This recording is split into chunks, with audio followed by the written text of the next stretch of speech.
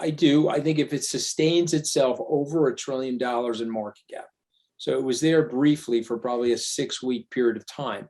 But if it were actually to sustain itself, meaning it got there and you could see that it had reached escape velocity, and to what Plan B talks about is stock to flow model, it's the supply has tightened and the demand is robust, then yes, I think people will start adopting it. And remember, you are buying something.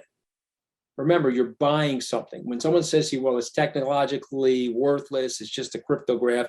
I was listening to Senator Elizabeth Warren discuss it, and I was like, okay, wow, she really is this unknowledgeable, which actually is scary because she's making the laws of the United States. But then the other thing is she's supposed to be for the little guy. And so she sounded like a central banker when she was talking about it. I mean, Bitcoin is for the little people. It's not for the big people. Bitcoin is an empowerment move. And, what I would say when you step back and you look at the whole landscape of everything, if we get this right, Bitcoin will improve the society, and it's worth something because of its network. Don't think it's worthless because it's a cryptograph. There's a network effect. It's the same why all these phones tied to each other is worth something.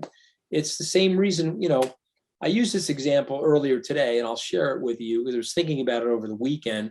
An old-fashioned network, Coca-Cola. It's a bottler, a distributor, it has trucks, and it moves beverages across 6 continents. Coca-Cola. Coca-Cola is the second most recognized phrase in the English language. Number 1 is okay. Number 2 is Coke or Coca-Cola. Everybody knows what it is. If we destroyed all the bottling plants, destroyed all of the equipment related to Coke, and we went to Wall Street and we said we had these 2 words, Coca-Cola, we'd like to raise billions of dollars to recreate that. Could we do it? And the answer is yes. So there's a value in the network.